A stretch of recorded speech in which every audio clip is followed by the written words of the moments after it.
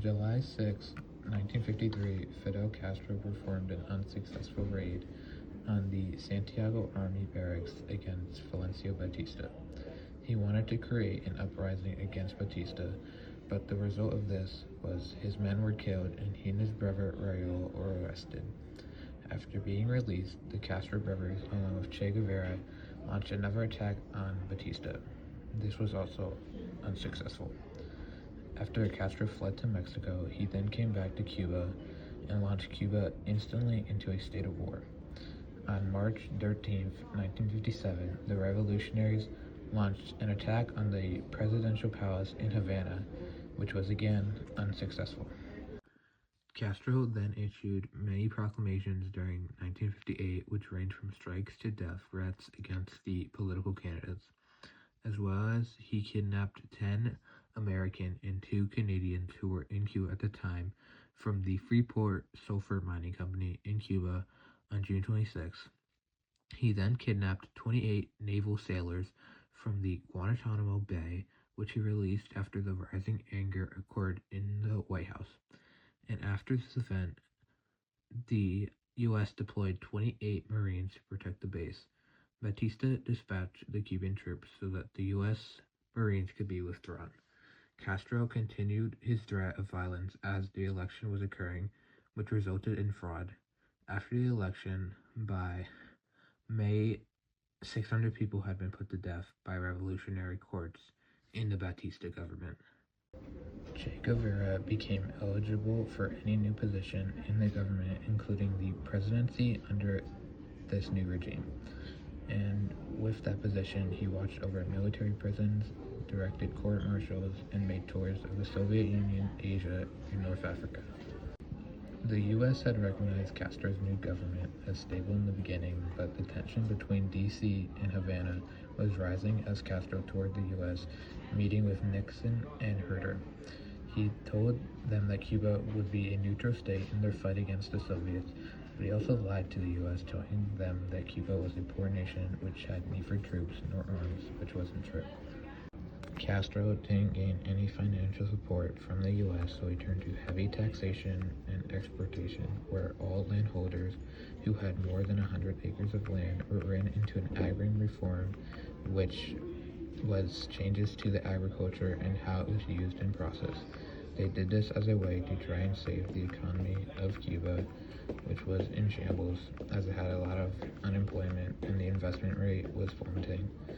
Also, the prices of sugar, tobacco, and other Cuban staples were falling.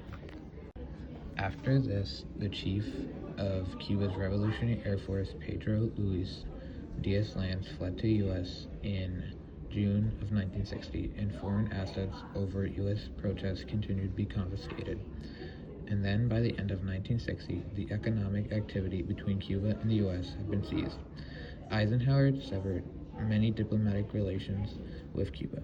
3 months later, in April of 1961, 1,500 Cuban exiles, who were financed and directed by the U.S. CIA, started an invasion of the Bay of the Pigs, which was crushed by the Cuban military.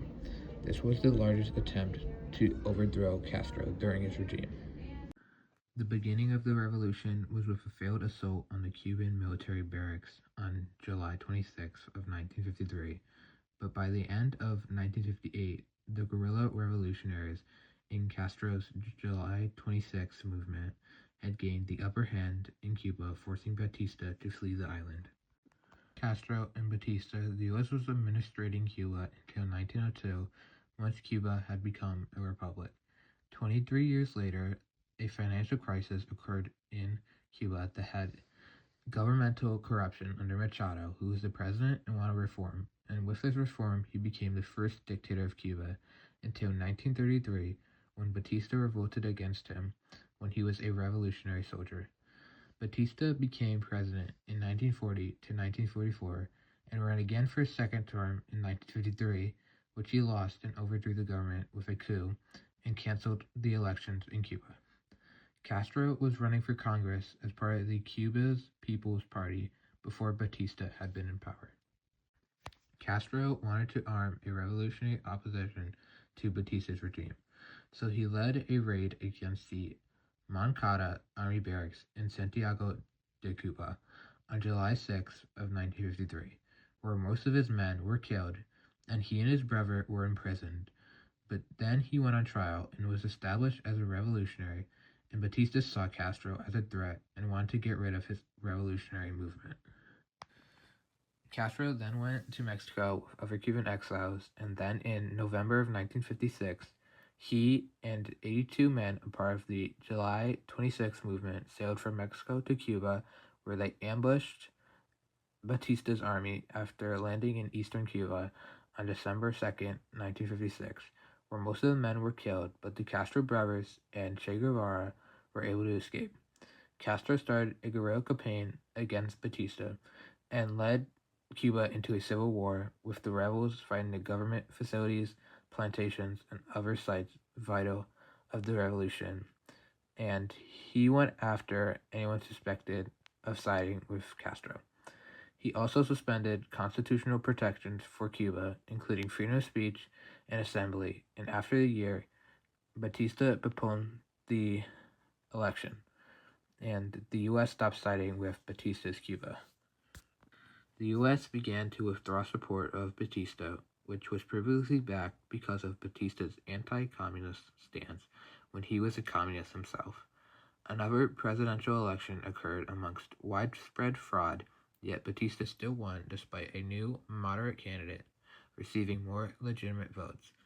Support for Batista weakened as the July 6 revolutionaries led by Che Guevara defeated a much larger army in the Battle of Santa Clara, and he captured a loaded train filled with ammunition and arms. On January 1st, 1959, with rebel forces in Havana, Batista fled to the Dominican Republic and then went to Portugal, where he would remain in exile until his death in 1973. Castro came to Havana on January 9th and took charge of the new government and rounded up all of Batista's supporters, many of them which were killed by revolutionary courts. Castro, once in power, postponed all elections once he was in power, even though he called for elections during the revolution. The U.S. had recognized Castro's Cuba, but this relationship deteriorated as Castro started his communist regime and became allied with the Soviet Union, who the U.S. were against in the Cold War. In early 1961, the U.S. cut ties with Cuba, but for the next few years they were put in tensions caused by Cuba, including the Bay of the Pigs in April 1961 and the Cuban Missile Crisis in October 1962. Despite a long-running U.S. trade embargo, widespread economic hardship, and hundreds of thousands of Cubans and multiple efforts to implement regime changes, Castro stayed in power until 2008, wherein he resigned and gave power to his brother Raul. He then died in 2016. The U.S. was scared that Castro's communist regime would spread to Latin America because parts of it had already spread to Laos, Vietnam, and Cambodia. Castro hated the Americans for aiding Batista's government during the time of the revolution property in Cuba in August of 1960. The Eisenhower administration froze the Cuban assets on Cuban soil and got rid of diplomatic ties with Cuba in January of 1961 and launched the Bay of the Pigs invasion, which the Brigade 2506, a group of 1,500 Cuban exiles, landed on a mission to oust Fidel Castro, and this overthrow failed as the Cuban military fought them off. The U.S. embargo against Cuba is still a strong force as of 2026, even though Obama tried to partially loosen it, but in 2017, Trump strengthened the embargo. The U.S. began to try and normalize relationships with Cuba in the mid-2010s and reopened its embassy in Havana after half a century in 2015. The Trump administration reversed most of this by restricting travel to Cuba for Americans and making the embargo tighter. Castro's victory in post-revolutionary foreign policy was influenced by the expansion of the Soviet Union into Eastern Europe in 1917 after the October Revolution. He wanted to spread his communism to other countries in Latin America, the Caribbean, and Algeria, and wanted to help aid communist regimes in other countries like Ghana, Yemen, Nicaragua, Angola, and other countries.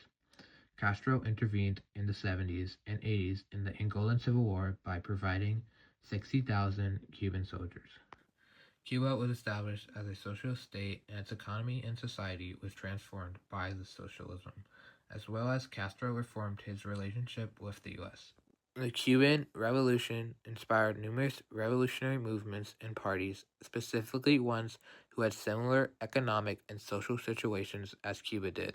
Castro's ideas of social justice and anti-imperialism became popular amongst leftist movements. The revolution led to significant changes in the social and economic structure of Cuba. Castro tried to reduce the inequality by improving access to education and healthcare. Castro's government was also trying to actively fight illiteracy and sought to provide social guarantees for all Cubans. The Cuban Revolution was an important milestone in the history of Cuba and Latin America, changing not only the political structure of the country but also its social structure.